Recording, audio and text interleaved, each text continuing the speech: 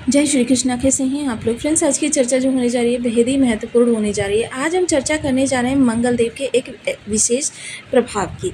जो विशेष प्रभाव आपको प्राप्त होता हुआ दिखाई देगा आपके तृतीय हाउस या द्वादश हाउस से, जो कि बेहद महत्वपूर्ण रहने वाला है, क्योंकि सीधे सीधे आपका सुख भाव इससे प्रभावित होता हुआ दिखाई देगा, जिसकी वजह से ये चर्चा आपके लिए बहुत ज़रूरी हो जाती है। क्योंकि द्वादश और सुख का जब भी संबंध बन जाता है तो चीज़ें आपके लिए या तो आपके फेवर में हो जाती हैं या फिर आपसे विपरीत चली जाती हैं। इन चीज़ों को समझना बहुत ज़रूरी होता है, क्योंकि जैसा कि हम सभी लोग जानते हैं, शनि और मंगल की एक दूसरे पर समसप्तक दृष्टि, ये समसप्तक दृष्टि एक दूसरे को पूर्णतया प्रभावित कर रही थी, जिसके कारण से कि आपका विस्फोटक दोष जागृत हो रहा था।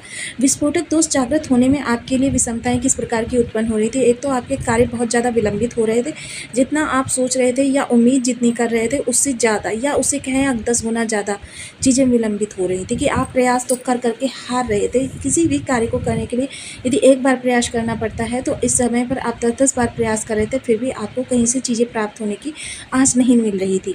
इसके अलावा क्या था कि विस्फोटक दोष जो होता है नाम के अनुरूप ही विस्फोट उत्पन्न करता है, एकदम से आपकी आक्रामक कर देता है, जिसकी वजह से बना बनाया कार्य बिगड़ जाता है। आपके अंदर क्रोध, गुस्सा, अहंकार को भर देता है, जिसकी वजह से क्या होता है, बहुत सारे रिलेशन ऐसे होते हैं जो प्रोफेशनल होते हैं, जिनकी वजह से हमें काफ़ी धन लाभ होता है।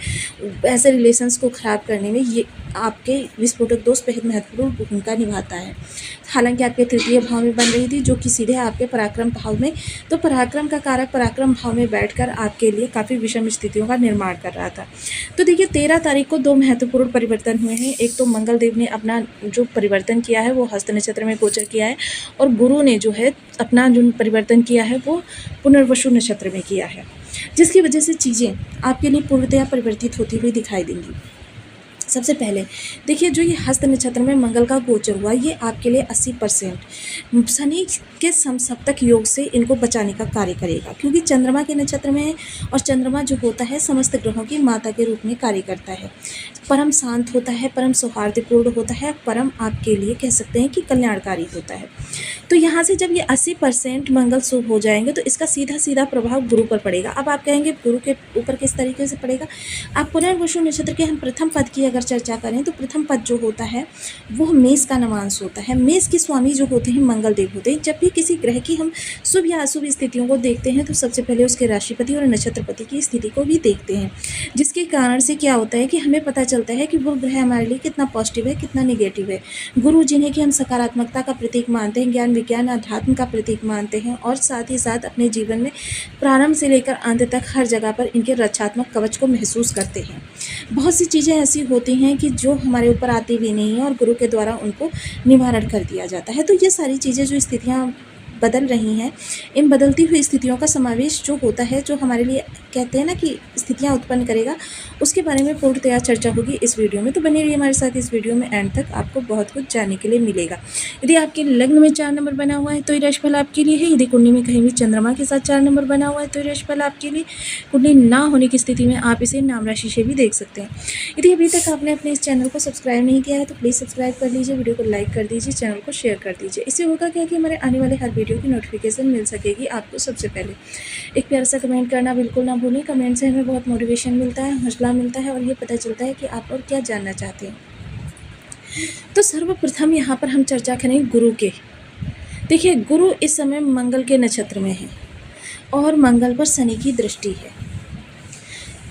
गुरु का सीधा संबंध आपके सुख भाव से है, पंचम दृष्टि जा रही है। और देखिए, जब आपके सुख भाव का शनि, गुरु और मंगल का किसी भी प्रकार से संबंध हो जाए तो यह प्रबल प्रॉपर्टी, भूमि, भवन, वाहन के योग बनाता है। यह आपके जीवन में, देखिए, आप हो सकता है आप सोच रहे हो कि मेरा ये कार्य सिद्ध हो जाएगा, या मेरा ये डील हो जाएगी, या मेरी जॉब में इंक्रीमेंट हो जाएगा, ट्रांसफ़र होगा तो मेरी सैलरी बढ़ जाएगी, जिसकी वजह से मैं फ्लैट लूँगा या प्रॉपर्टी खरीदूँगा। तो इन चीज़ों में जो विलम्ब उत्पन्न हो रहा था या नहीं हो पा रही थी, तो इस समय ये सारे कार्य आपके हो जाएंगे, जिसकी वजह से आप प्रॉपर्टी के योग जो हैं सोच रहे थे, अब वो कल्पना से निकलकर यथार्थ में होते हुए दिखाई देंगे। आप अपने परिवार के लिए जो कुछ भी अच्छा करना चाहते हैं उसमें एक, देखिए, एक चीज़ और होगी, लग्जीरियस उसमें जुड़ जाएगी, क्योंकि विशेषता क्या होता है, जब हमारे मकान के योग बनते हैं तो अगर देखिए सिर्फ इन्हीं 3 ग्रहों का संबंध होता है तो आपका मकान तो बनता है लेकिन नॉर्मल मकान बनता है। लेकिन जब वहाँ पर शुक्र भी विराजमान हो जाए, शुक्र से भी संबंध बन जाए, तो वह मकान लग्ज़री से भरपूर होता है। मतलब उसमें आप देखिए हर चीज़ जो भी आजकल आधुनिक जगत की चीज़ें हैं, वो सारी चीज़ उस घर में होती हैं। वहीं घर के अंदर अगर कुछ और आप सोच रहे थे अच्छा करने के लिए कि परिवार के सदस्यों को गिफ्ट दूँगा या कुछ भी, मतलब तो वो आपके लिए अच्छा होता हुआ दिखाई देगा। सबसे पहले मंगल और गुरु के संयोजन की चर्चा कर लें। मंगल और गुरु का संयोजन जो होता है ज्योतिष शास्त्र में बेहद शुभ माना जाता है। इतना शुभ माना जाता है कि देखिए बहुत ही शुभ, क्योंकि देखिए इस संसार में जो ये ज्योतिष का चक्र चलता है, इस चक्र में एक तरीके से राजा, मंत्री, सलाहकार सभी मतलब मौजूद होते हैं, सेनापति। अब सूर्य जहाँ राजा हैं, वहीं देखिए मंगल सेनापति हैं और गुरु सलाहकार या मंत्री कह सकते हैं। इस समय पर मंत्री और सेनापति एक दूसरे के लिए काफ़ी अच्छा व्यवहार करते हुए दिखाई दे रहे हैं, और हालांकि इनकी मैत्री जग जाहिर है कि इनकी मैत्री भी बहुत अच्छी है, ट्यूनिंग बहुत अच्छी रहती है। अब इनका संयोजन सबसे पहले आपके अंदर कॉन्फिडेंस जागृत करेगा। मोस्टली जो कार्य आपके प्रारंभ होते हैं वो इस कॉन्फिडेंस के द्वारा ही प्रारंभ होते हैं, जब आपका आत्मविश्वास इतना दृढ़ होता है कि आप समझते हैं कि आप उस कार्य को कर देते हैं, कर लेंगे, तभी उस कार्य के लिए आप आगे कदम बढ़ाते हैं। सबसे पहले आपका कॉन्फिडेंस जागृत होगा। कॉन्फिडेंस, एकाग्रचित्ता, दृढ़ इच्छा शक्ति, नेतृत्व भावना और आपकी डेयरिंग पावर, ये सारी चीज़ें इस दौरान, ये भावनाएं आपके अंदर जागृत होती हुई दिखाई देंगी, जिसके कारण से क्या है कि आप उन कार्यों को भी कर लेंगे जिन्हें अभी तक आप असंभव समझते थे, सोचते थे कि इन कार्यों को कोई नहीं कर सकता। उन कार्यों को भी करने में इस दौरान आप सक्षम होने वाले। बहुत सारी चीज़ें ऐसी इस दौरान आप करेंगे जिसके बारे में आप सहसा यकीन नहीं कर पाएंगे कि ये कार्य आपके ही द्वारा किए गए हैं। आपके इस दौरान जो योग बन रहे हैं वो आपके ज़बरदस्त कह सकते हैं कि प्रॉपर्टी निवेश में बन रहे हैं, कि आप प्रॉपर्टी को खरीदेंगे। तो देखिए बहुत से लोगों के लिए थोड़ी सी चीज़ें विषम भी हो सकती हैं। विषम किस कारण से होंगी कि जैसे देखिए आत्मविश्वास और अति आत्मविश्वास, इन दोनों के बीच सिर्फ एक पतली सी रेखा होती है। उस पतली सी रेखा को समझना बहुत आवश्यक होता है। कहीं ऐसा तो नहीं आप आत्मविश्वास के चलते अति आत्मविश्वास में हो, जिसकी वजह से उन कार्यों को करने लग जाएं जो आपकी कल्पना से बहुत दूर है। ऐसे में क्या होगा, आपको असफलता ही हाथ लगेगी। एक निडरता, निर्भीकता और आक्रामकता, इन दोनों के बीच भी एक पतली सी रेखा होती है। उस रेखा को भी समझना परमो आवश्यक है। अगर आप इन चीज़ों को समझकर कार्यों को आगे बढ़ाएंगे तो ये 2 सितंबर तक का जो समय काल रहेगा ये आपके लिए बहुत ही आनंदित करने वाला रहेगा। ऐसी स्थिति में देखिए क्या होता है कि व्यक्ति जो होता है कभी सोचता है कि वो 1 BHK का फ्लैट खरीदेगा, लेकिन क्या होता है कि जब शुक्र से संबंधित हो जाते हैं तो उसे लग्जरियस फ्लैट मिल जाता है।